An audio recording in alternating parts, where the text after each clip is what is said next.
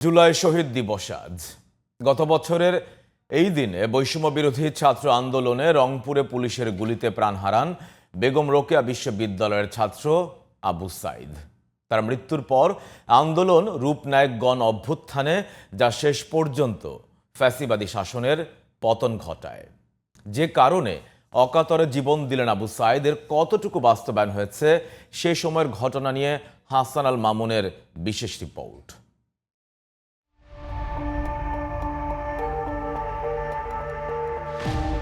২৪-এর গণ অভ্যুত্থান পাল্টে দেয় দেশের রাজনৈতিক প্রেক্ষাপট। জুলাই আগস্টে ছাত্র জনতার আন্দোলনে ফ্যাসিবাদী সরকারের দীর্ঘ ১৭ বছরের শাসনামলের অবসান ঘটে। সরকারি চাকরিতে কোটা সংস্কার নিয়ে আন্দোলন শুরু হলেও সরকারের দমনপীড়ন, হত্যা, নির্যাতনে আন্দোলন ছড়িয়ে পড়ে সারা দেশে। ১৪ জুলাই সংবাদ সম্মেলনে এক প্রশ্নের উত্তরে তৎকালীন প্রধানমন্ত্রী শেখ হাসিনা মন্তব্য করেন, মুক্তিযুদ্ধের নাতিপুতিরা চাকরি পাবে না তো রাজাকারের নাতিপুতিরা চাকরি পাবে? মুক্তিযোদ্ধাদের নাতিপুতিরাও পাবে না, তাহলে কি রাজাকারের নাতিপুতিরা পাবে? তার এমন মন্তব্যের পর মধ্যরাতে বিক্ষোভ মিছিল বের করে ঢাকা বিশ্ববিদ্যালয়ের শিক্ষার্থীরা। বজ্রকণ্ঠে স্লোগান তোলেন, তুমি কে, আমি কে, রাজাকার রাজাকার, কে বলেছে স্বৈরাচার স্বৈরাচার। আন্দোলন পায় নতুন মাত্রা।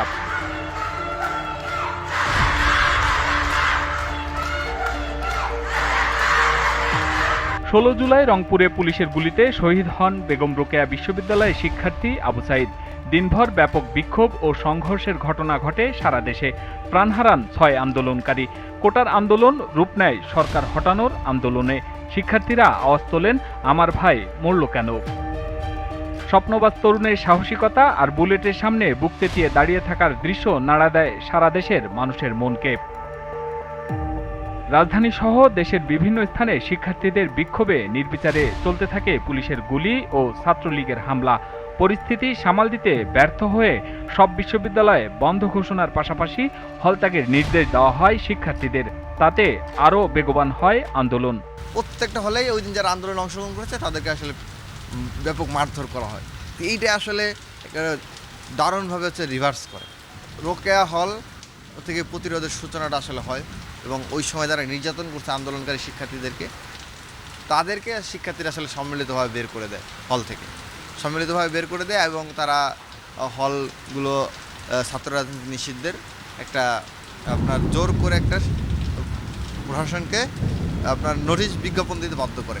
আবু সাইদের বড় ভাই আবু হোসেনের আক্ষেপ, হাজারো স্বপ্ন নিয়ে দরিদ্র পরিবারে বেড়ে ওঠা আবু সাইদের বৈষম্যমুক্ত সমাজ গঠনের জন্য জীবন দিলেও এখনো তা অধরা।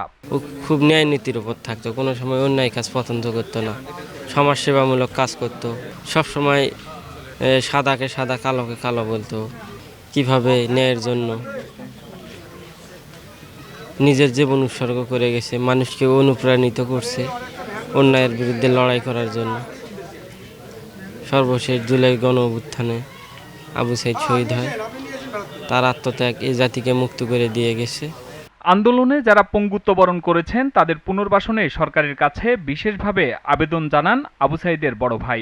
আমরা চাই আবু সাইদের হত্যাকাণ্ডের সাথে যারা প্রত্যক্ষ পরোক্ষভাবে জড়িত তাদের দৃষ্টান্তমূলক শাস্তি দেখতে চাই এবং আবু সাইদের যারা সহযোদ্ধা ছিল, শহীদ হয়ে গেছে, তাদের ফ্যামিলিও যেন ন্যায় বিচার পায় এবং যারা এই জুলাই গণ অভ্যুত্থানে অঙ্গহানি ঘটছে, হাত হারাইছে, পা হারাইছে, চোখ হারাইছে, তাদের যেন সরকার তাদেরকে পুনর্বাসনের ব্যবস্থা করে। আবু সাইদের শাহাদাত বরণে এ দিনটিকে জুলাই শহীদ দিবস হিসেবে ঘোষণা করেছে অন্তর্বর্তীকালীন সরকার। Hasan Al Mamun, GTV news, Dhaka.